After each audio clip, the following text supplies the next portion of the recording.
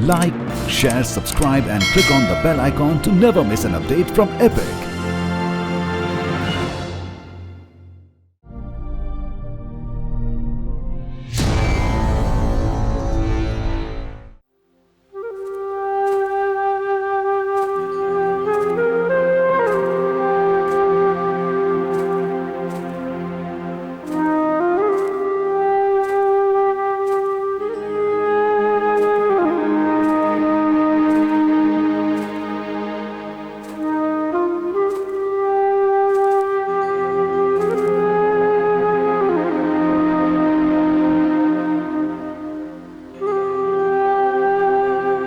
सुनते आए हैं एक गाथा बचपन से,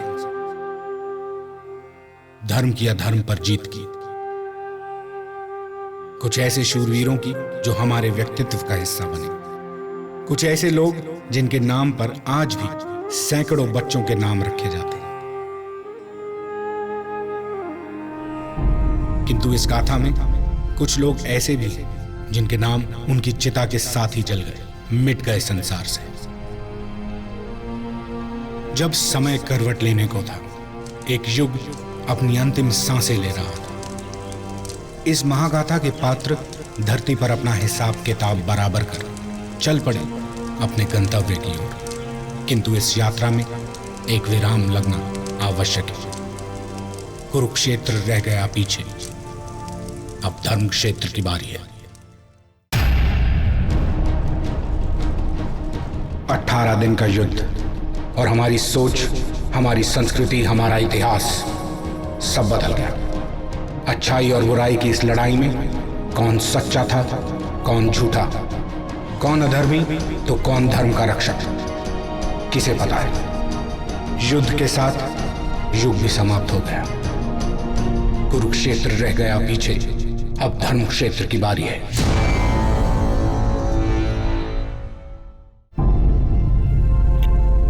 महाराज चित्रगुप्त की सभा, लोक और परलोक के बीच का एक ऐसा पड़ाव जहां इस महाकाव्य के हर पात्र के कर्मों का लेखा जोखा होता है। आरोप लगते हैं, उत्तर दिए जाते हैं और सबकी बारी आती है।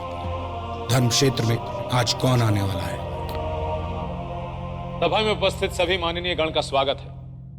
आज एक ओर हैं गंगापुत्र भीष्म, विद्वान विदुर, महाराज धृतराष्ट्र, महारानी गांधारी और उनके पुत्र दुशासन, और उनके साथ हैं महारानी कुंती के ज्येष्ठ पुत्र कर्ण। दूसरी ओर हैं महारानी कुंती, पांडुपुत्र धर्मराज युधिष्ठिर, भीम, अर्जुन, नकुल, सहदेव, रानी द्रौपदी, और उनके साथ हैं श्री वासुदेव कृष्ण। इससे पहले कि आज की सभा आरंभ हो, मैं आप सबसे विनती करता हूं कि सभा की गरिमा बनाए रखें, विशेषकर आज यहाँ कौन आने वाला है महाराज चित्रगुप्त? आज यहां जो आने वाले हैं गंगापुत्र, उनको देखकर कई लोग अपना संयम खो सकते हैं, किंतु उनके बिना वो कुरुक्षेत्र अधूरा था और ये धर्म क्षेत्र भी अधूरा है।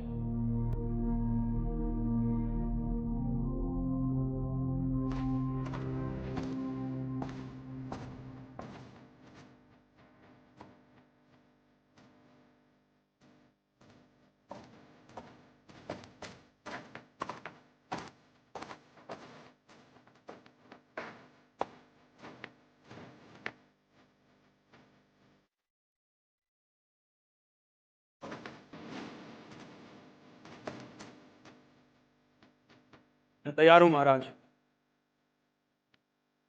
आशा है ये सभा भी तैयार है मेरे लिए।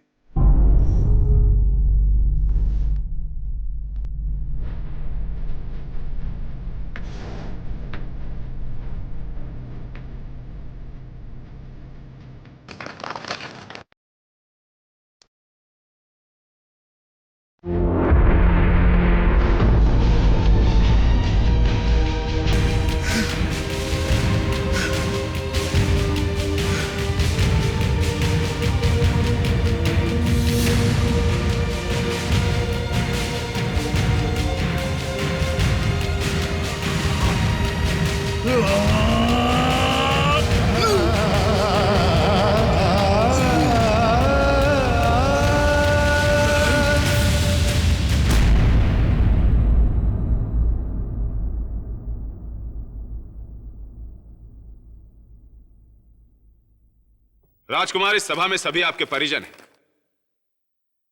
किंतु आपका परिचय आवश्यक है। कुरुकुल का वंशज,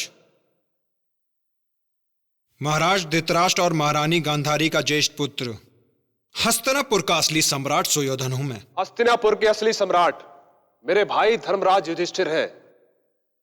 तुम हारे थे, भूल गए दुर्योधन? भीम कितनी बार कहा है, बड़ों की बात मत काटा करो। इसे वश में रखिए धर्मराज, अन्यथा एक युद्ध और हो जाएगा और इस बार परिणाम कुछ और ही होगा। राजकुमार भीम, इसे विनती समझ लीजिए या चेतावनी, किंतु अब आपको कब बोलना है ये मैं बताऊंगा, आपका क्रोध नहीं।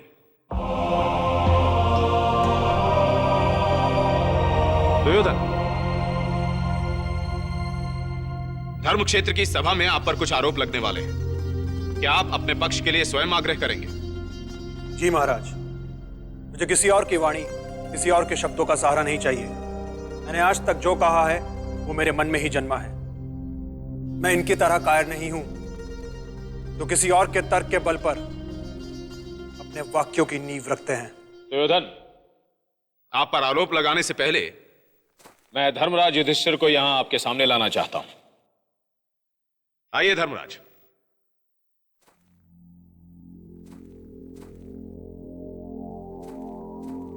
आओ युधिष्ठिर आओ, पहली बार हम आमने सामने हुए हैं।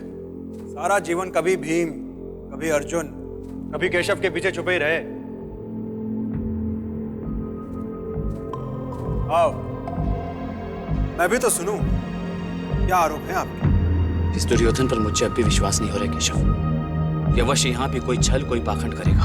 ये धर्म क्षेत्र है अर्जुन, यहाँ तो युधिष्ठिर स्वयं यमधर्म को भी पराजित कर सकते हैं। दुर्योधन, आप पर पहला आरोप है कि आपने हस्तिनापुर के सिंहासन की लालसा में अपने भाइयों को उनके अधिकारों से वंचित रखा। किसी लालसा महाराज? कैसा अधिकार? पांडवों का हस्तिनापुर पर कोई अधिकार था ही नहीं।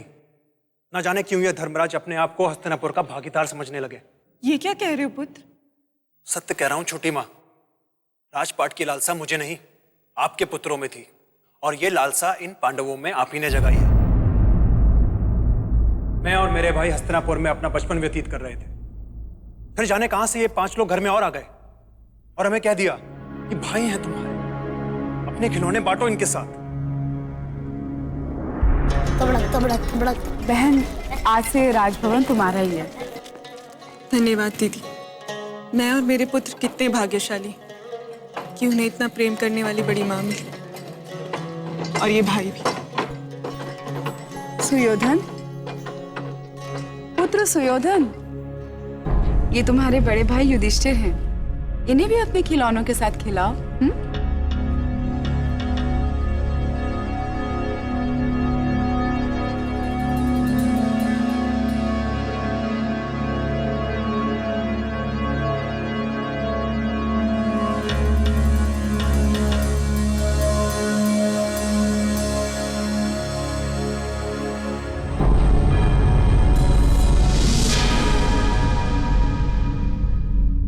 आपसे कभी किसी ने कुछ नहीं छीना ना, इसलिए आप मेरी पीड़ा नहीं जानते। दुर्योधन, हस्तिनापुर हमारा भी उतना था जितना तुम्हारा। सूर्य का तेज जब बादलों में छुप जाता है, इसका अर्थ यह नहीं कि रात हो गई। तुम्हारे आने से पहले सब सही चल रहा था। तुम आए और 1-2 लोगों का हृदय जीतने के बाद तुम्हें लगने लगा हस्तिनापुर तुम्हारा है। और आज जब हर बात खुली रही है तो मैं भी कुछ पूछना चाहता हूं। महाराज धृतराष्ट्र और महाराज पांडु में से कौन बड़े? महाराज धृतराष्ट्र। वो बड़े थे, किंतु सिंहासन मिला महाराज पांडु को, और उनके बाद आई मेरे पिता की बारी, और मैं अपने पिता का हस्तिनापुर के सम्राट का ज्येष्ठ पुत्र हूं। उस सिंहासन पर मेरा नाम अंकित होना चाहिए था, गुरु के पक्के वंशज का। दुर्योधन, हम पांडव भी गुरु के वंशज हैं। तो आप पांडव क्यों कहलाते हैं? मैं और मेरे भाई कौरव क्यों? क्योंकि आपने कभी अपने आप को कौरव समझा ही नहीं, और समझते भी कैसे? आप पांचों इस धरती पर किसी मनुष्य की संतान तो है नहीं। कोई वायुपुत्र है तो कोई इंद्र का बेटा। जिन लोगों का कोई पता ठिकाना नहीं, वो कैसे राजकुमार है? मैं हूं कौरव, हस्तिनापुर मेरा होना चाहिए था। पुत्र, तुम जो कह रहे हो उसका खंडन तुम्हारे पिता धृतराष्ट्र भी करेंगे। और हस्तिनापुर का युवराज वही होता जो तुम राजकुमारों में सबसे उत्तम होता। पितामह, क्या हुआ क्या है आप लोगों को? मैं इस प्रश्न का उत्तर ढूंढते ढूंढते बौखला गया हूं कि ये कौन है, कैसा मायाजाल बुना है इन्होंने, किस आडंबर के कपट में फंसाया है आपको इन्होंने, क्यों मेरे घर के बड़े इनकी भक्ति में ऐसे लीन हैं? आपने और गुरु द्रोण ने बचपन से ही मुझे एक हड्डी बालक से अधिक कुछ नहीं समझा। क्या मैं आपका सगा नहीं था? क्यों आपका सारा ध्यान भीम के गदा कौशल, अर्जुन की धनुर्विद्या और ये धर्मराज की शिक्षा में लगा रहा? मुझे एक अवसर देते, क्या पता मैं इन सबसे उत्तम होता। नहीं हो तुम हमसे उत्तम दुर्योधन, और कभी हो भी नहीं पाते दुर्योधन। जानना चाहते हो क्यों? तुम्हें उत्तर चाहिए थे ना? अब सुनो दुर्योधन, जिस विशेष शिक्षा की तुम बात कर रहे थे ना, वो शिक्षा तुम्हें भी मिली थी। बस अंतर इतना था कि तुम्हारा ध्यान ही कहीं और था। तुम्हारा कहना है दुर्योधन कि हमने कभी अपने आप को कौरव नहीं समझा, पर सत्य तो यह है दुर्योधन कि तुमने कभी हमें कौरव नहीं समझा। और जहां तक रही हस्तिनापुर पर हमारे अधिकार की बात, मैं बताता हूं कि वो अधिकार हमारा आया कहां से। दुर्योधन, हस्तिनापुर पर हमारा अधिकार तो तभी पक्का हो गया था जब पितामह भीष्म ने हमारे पिता महाराज पांडु को हस्तिनापुर का सम्राट बनाया था। वो तो हमारा दुर्भाग्य था कि उनकी मृत्यु हो गई, किंतु मेरे पिता महाराजा पांडु थे हस्तिनापुर के पहले सम्राट और मैं था उनका ज्येष्ठ पुत्र। अधिकार मेरा था दुर्योधन, वो भी पूरा का पूरा। और जिसकी ओर घृणा से भरा ये तुम लांछन लगा रहे हो ना, उसी ने, मेरी माता ने मुझे समझाया कि ये हमारे भाई हैं और भाइयों की तरह राज्य को आधा आधा बांट लेंगे, किंतु तुम्हें तो वो भी स्वीकार नहीं था। राज्य हमारा था, तुमने छीना। हम तो आधा राज्य पाकर भी संतुष्ट थे, किंतु तुम्हारे महत्वाकांक्षी मन की लालसा की सीमा ही नहीं थी। वो तो कुल के बड़ों के कहने पर तुमने हमें आधा राज्य दे दिया दुर्योधन। देना पड़ा धर्मराज, देना पड़ा। मेरी शैया में शूल बनकर चुपते रहे तुम भाई। नींद नहीं आती थी मुझे, मेरा वश चलता तो तुम पांचों भाइयों को अपने अपने असली पिता के पास भेज देता, यदि पता होता कि तुम संतान किसकी हो। दुर्योधन, मुंह खोलने से पहले सोचना अभी भी नहीं सीखा? भीम, चिल्लाओ मत। तुम्हारी इस झूठी दहाड़ से मैं पहले भी नहीं डरा और आज भी नहीं डरूंगा। सुयोधन और भीम, मैं आप दोनों को बता दूं कि ये आप दोनों का गुरुकुल नहीं है, ये गदा युद्ध का अखाड़ा भी नहीं है, और ये हस्तिनापुर का प्रांगण भी नहीं है कि जहां दो हठी बालक एक दूसरे के बल की परीक्षा ले सके। ये मेरा अखाड़ा है, मेरा प्रांगण है, और मुझे ना तो किसी की दहाड़ सुननी है और ना ही किसी की तिरस्कार में भीगी वाणी। मुझे उत्तर चाहिए, शोर नहीं। और अगला आरोप मैं तभी पढ़ूंगा जब आप अपनी मर्यादा में रहने का वचन देंगे। सुयोधन, आप पर अगला आरोप यह है कि आपने अपने भाइयों की हत्या करने के षड्यंत्र रचे, एक बार नहीं कई बार।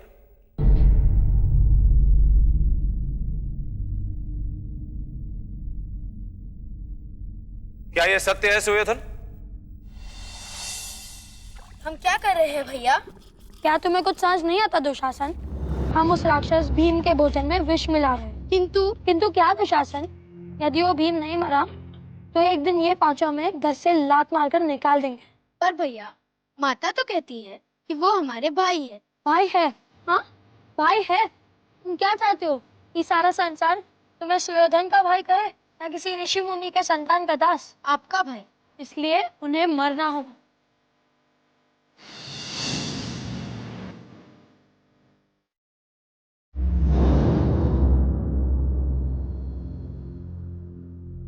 उत्तर दीजिए सुयोधन, क्या यह सत्य है? मैं ये स्मरण करने का प्रयत्न कर रहा हूं कि मैंने कितनी बार इन्हें मारने का प्रयत्न किया। इसका अर्थ है कि आप मानते हैं कि आपने अपने भाइयों की हत्या करनी चाहिए। जब कोई व्यक्ति आपके जीवन में इतना विष घोल दे कि श्वास लेना ही दूभर हो जाए, तो क्या करना चाहिए? घर की दीवारों पर लगी दीमक की तरह कोई यदि किसी के अस्तित्व को इतना खोखला बना दे तो क्या करना चाहिए उसके साथ? ऐसे में उसे अपने पथ से हटा देना चाहिए।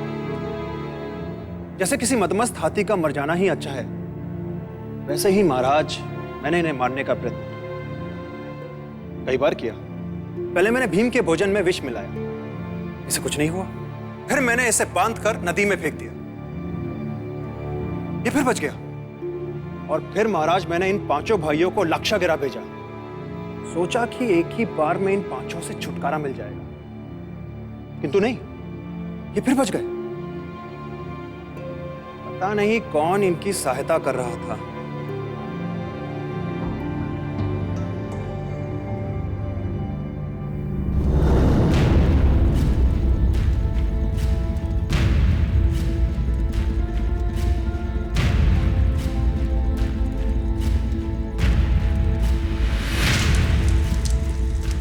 माते अब समझ में आया, दुर्योधन हमें वार्णव्रत में बने इस लाक्षागृह में भेजने के लिए इतना आतुर क्यों था।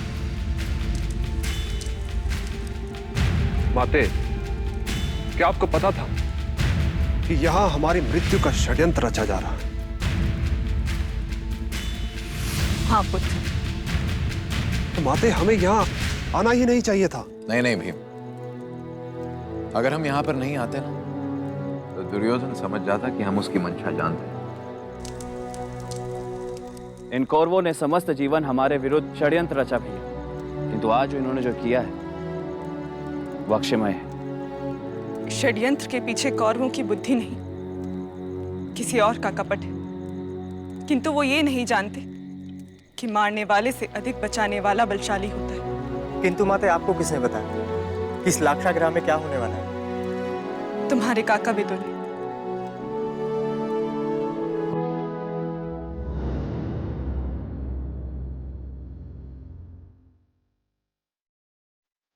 विदुर, तुम्हारे विवेक ने कई बार अनर्थ होने से रोका है।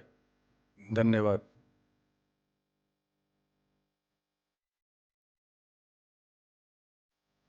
जिनको मेरा हित देखना चाहिए था वही मेरी हर योजना को विफल कर देते थे। ऐसे में कैसे सफल हो पाता मैं? ये सभा इस बात पर ध्यान दे कि सुयोधन इस आरोप को स्वीकार करते हैं।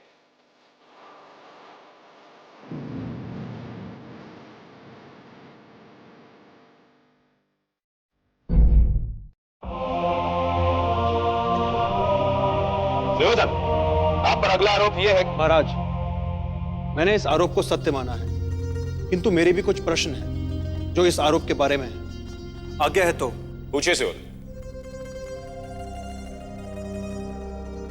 धर्मराज, मुझे धर्म और नीति का ज्ञान तो है नहीं, ये तो आप जानते ही हैं। तो मैं सोच रहा था कि इस धर्म क्षेत्र में आपसे कुछ पूछकर अपना ज्ञान बढ़ा लूं।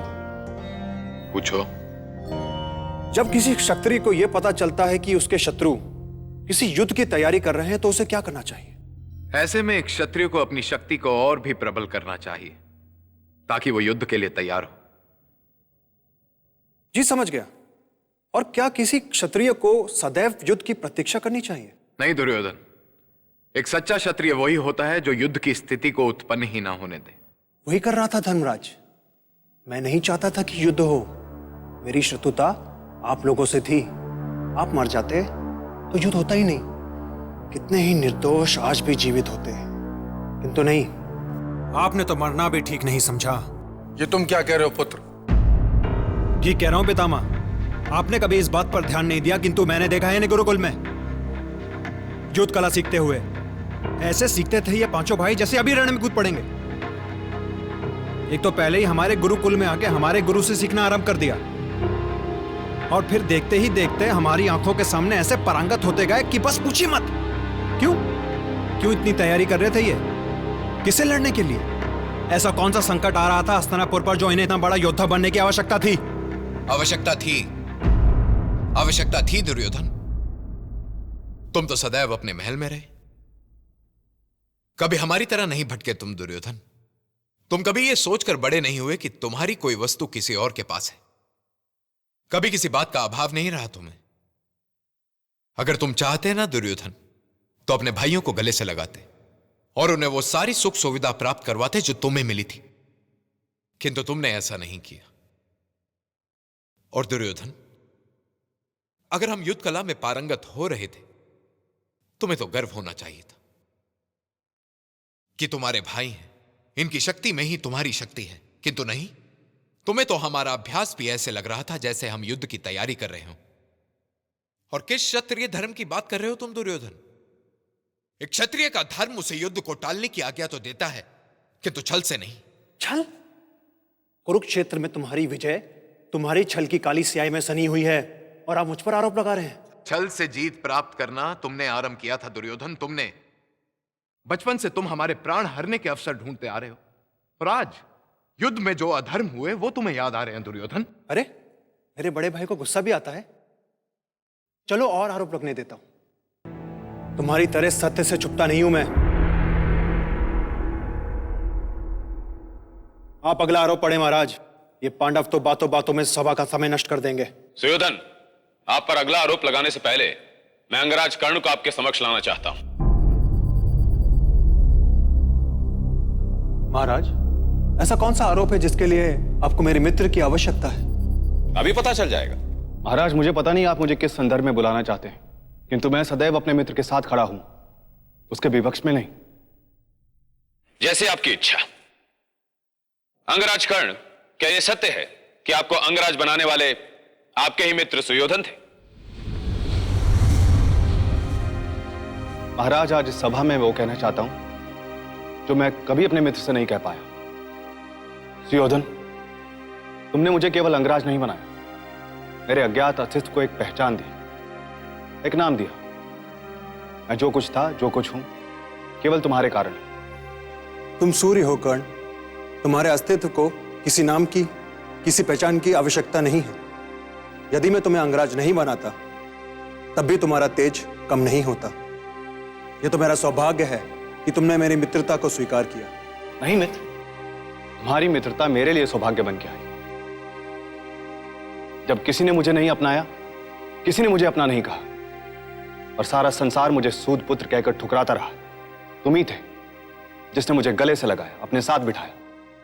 तुम्हारा ये ऋण मैं जन्मों जन्मों तक नहीं चुका सकता। यदि मित्रता का यह प्रदर्शन समाप्त हो गया हो तो कुछ प्रश्न मैं पूछ लूं। सुयोधन, आपने कर्ण को अंगराज क्यों बनाया? ऐसे ही महाराज, कर्ण मुझे अच्छा लगा, मेरा मन किया, मैंने बना दिया। यह उत्तर पर्याप्त नहीं है सुयोधन। कर्ण को अंगराज बनाने के पीछे आपकी क्या मंशा थी? अंगराज, बैठो।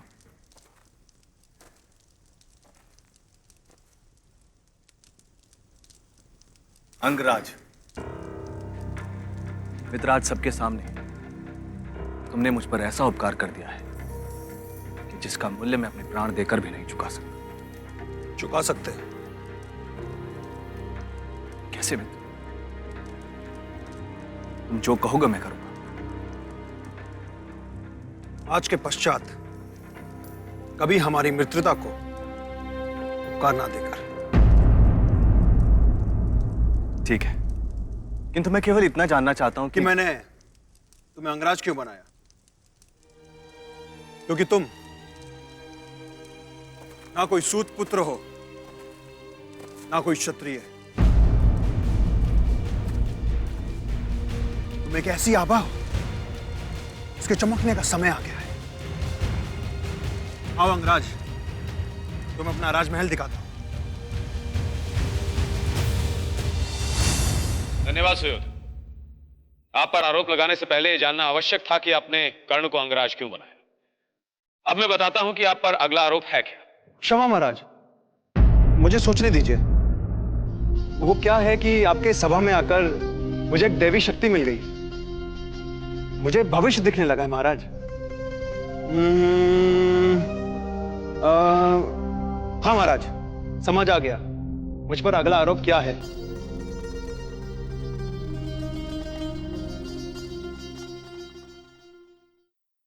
आप पर आरोप लगाने से पहले यह जानना आवश्यक था कि आपने कर्ण को अंगराज क्यों बनाया।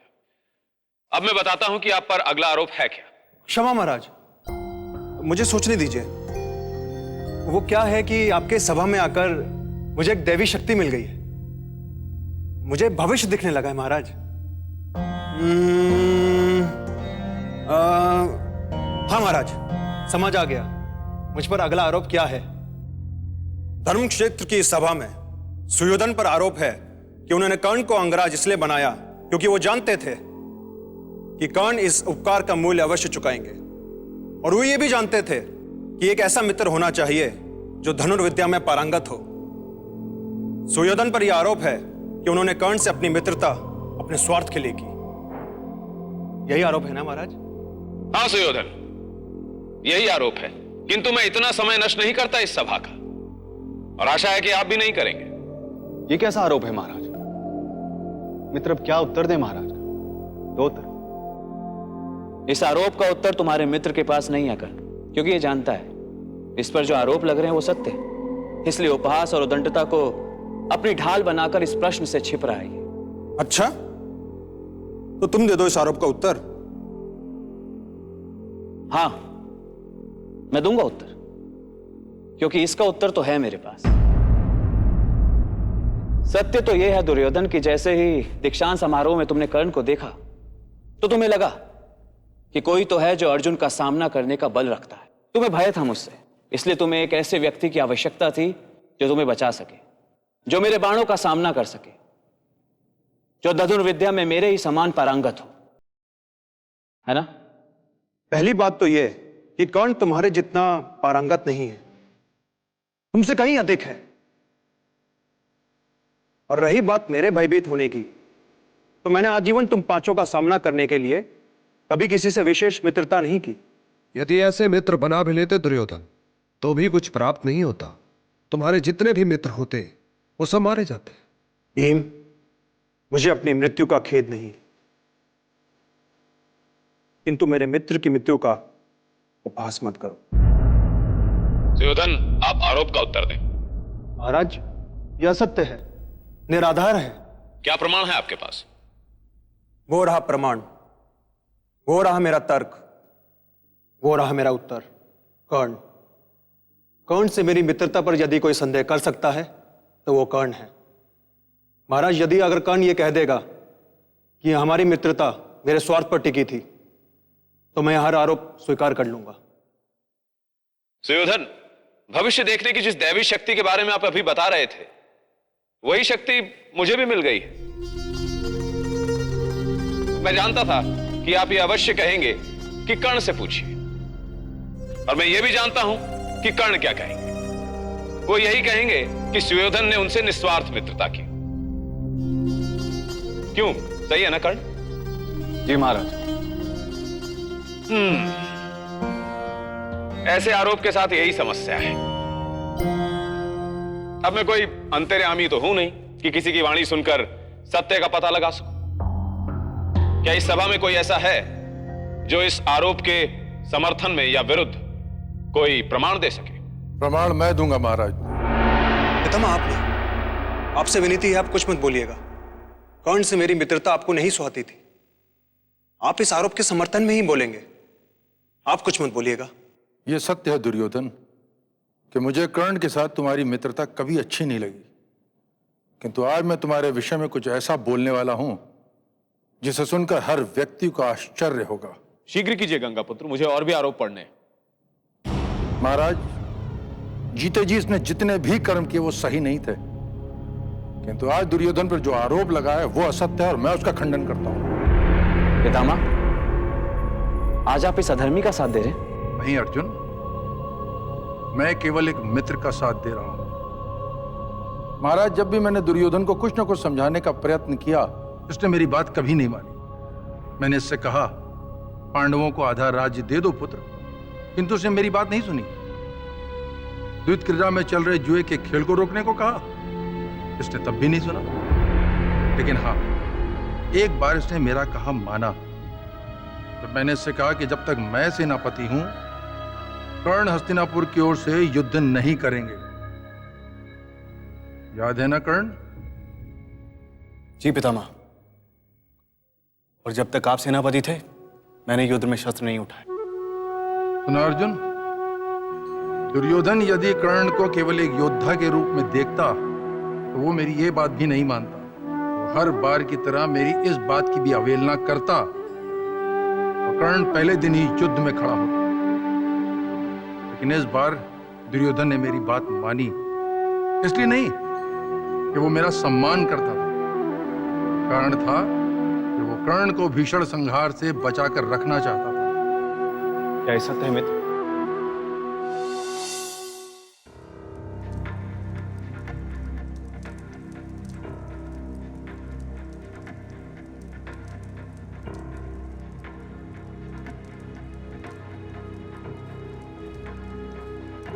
आपने मुझे बुलाया पितामह?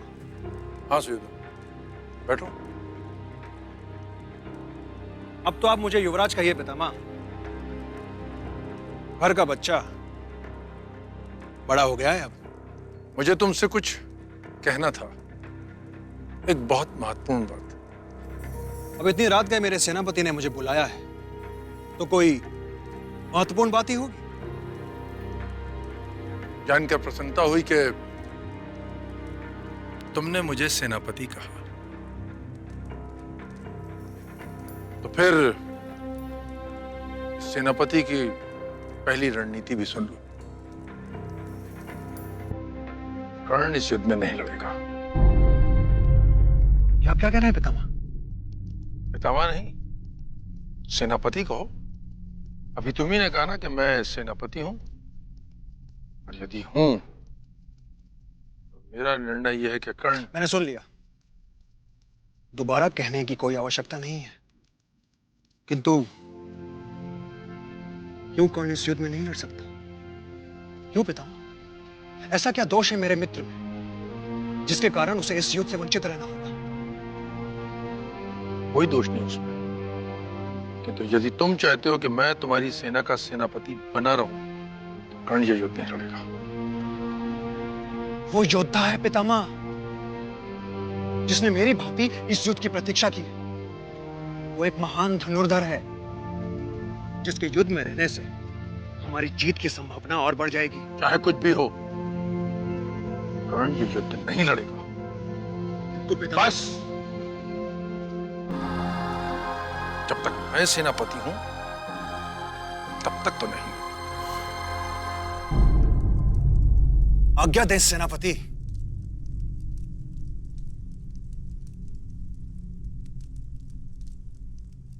मुझे आपका निर्णय स्वीकार है, इसलिए नहीं क्योंकि मैंने आपके हट के सामने हार मान ली, अभी तो इसलिए कि संभवतः यह अच्छा ही होगा कि मेरा मित्र उस संघार से दूर रहे। चलता हूं।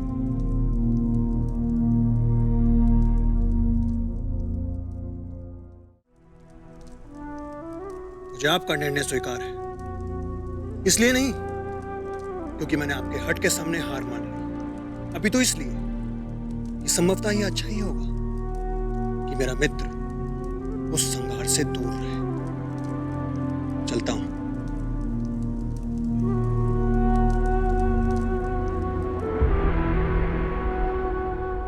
ये भावुक बातें हम शूरवीरों को शोभा नहीं देती। धन्यवाद पितामह।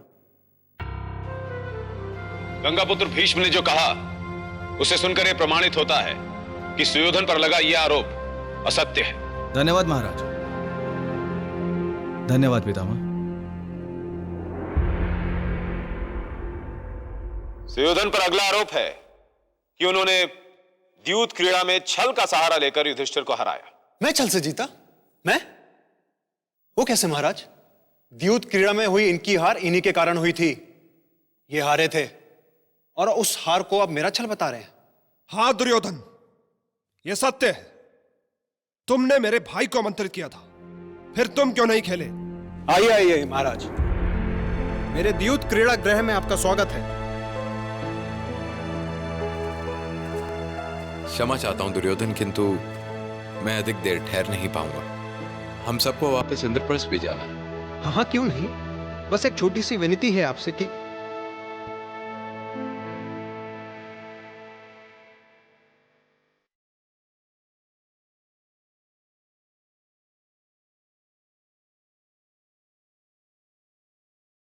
युधिष्ठिर का प्रणाम महाराज। आयुष्मान पुत्र।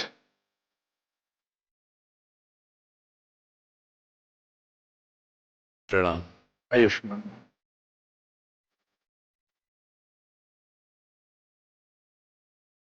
काका प्रणाम। आयुष्मान भव। पुत्र सावधान रहना।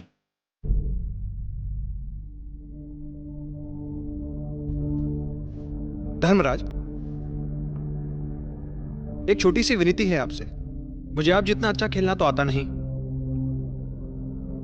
तो मेरी ओर से कोई और खेलेगा। कौन? मेरे मामा श्री शकुनी।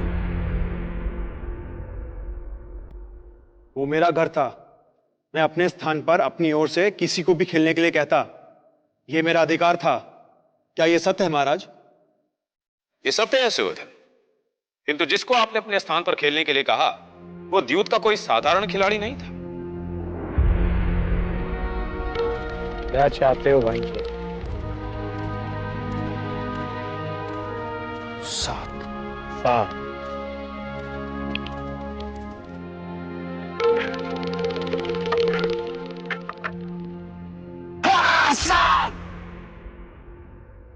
वो छल था दुर्योधन। मैंने आपको द्यूत क्रीड़ा के लिए बुलाया और आप आ गए। पहले राजपाट हारे, मैंने वापस कर दिया, फिर खेले, फिर हारे। इसमें मेरा क्या दोष था?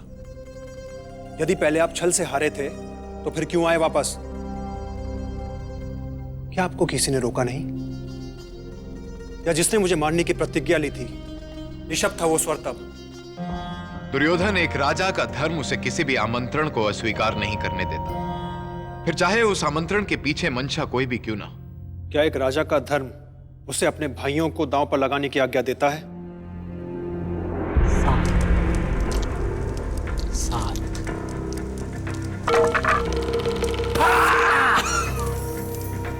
क्या बात है मामा श्री, आपके पास से तो केवल मेरी ही मन की बात सुन रहे हैं। युवराज की आज्ञा का पालन सबको करना पड़ता है भांजी।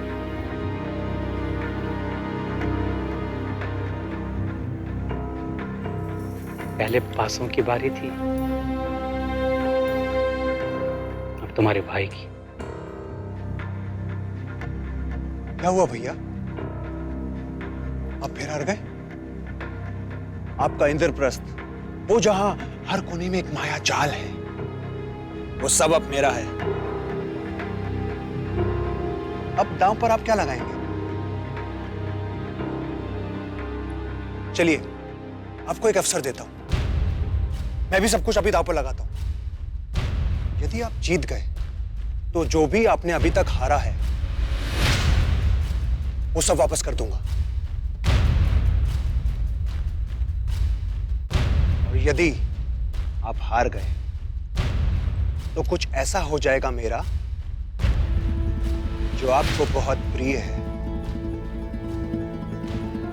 आपके चारों भाई। सुयोधन, अब बस करो, ये खेल नहीं अधर्म है। विदुर काका, धर्म अधर्म की शिक्षा की अब ना तो मुझे आवश्यकता है ना ही धर्मराज को। क्यों भैया? बस दुर्योधन, इस खेल को यहीं रोको। ठीक है, नहीं खेलता, किंतु अब मैंने युधिष्ठिर से पूछ ही लिया है तो इनका उत्तर भी सुन लेते हैं। बोलिए इंद्रप्रस्थ के महाराज।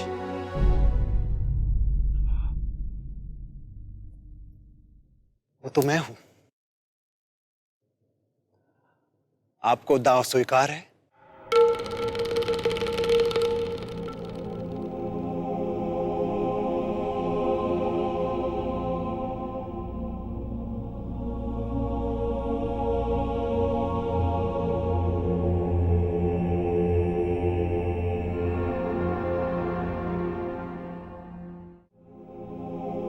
बोलिए इंद्रप्रस्थ के महाराज,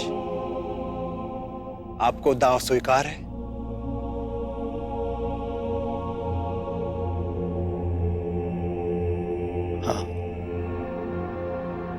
स्वीकार है मुझे।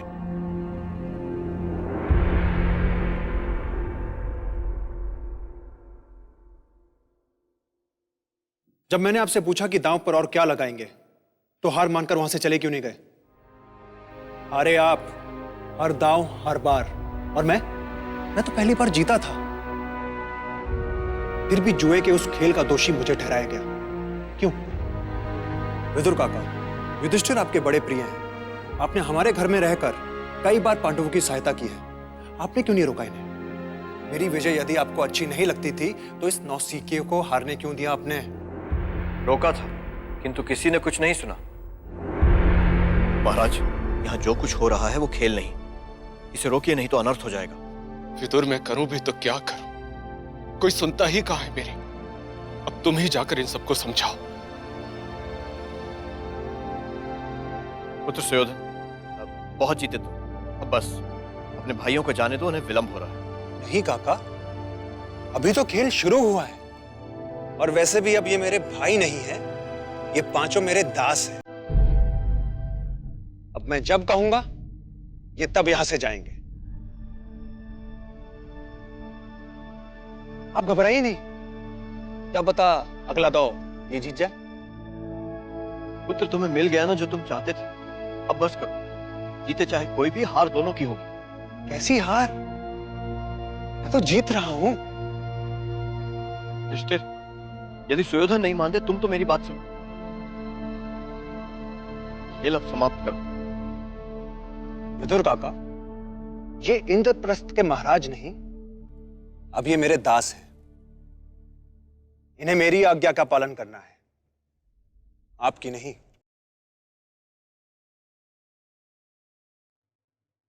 बोलिए, क्या कहते हैं? एक दाव और, यदि जीत गए तो सब वापस कर दूंगा। ओह, किंतु आपके पास दांव पर लगाने के लिए है ही क्या? हाँ, कुछ तो ऐसा है जो अभी भी आप दांव पर लगा सकते हैं।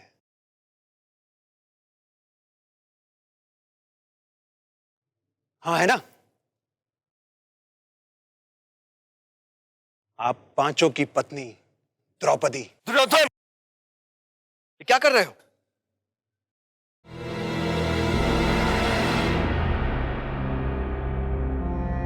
आपके प्रिय युधिष्ठिर को जीतने का अंतिम अवसर दे रहा हूं। बोलो दास, क्या कहते हो?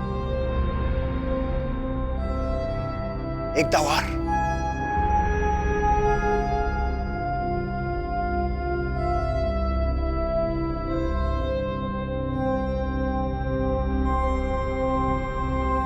ठीक है सुयोधन, एक दाव और सही। श्री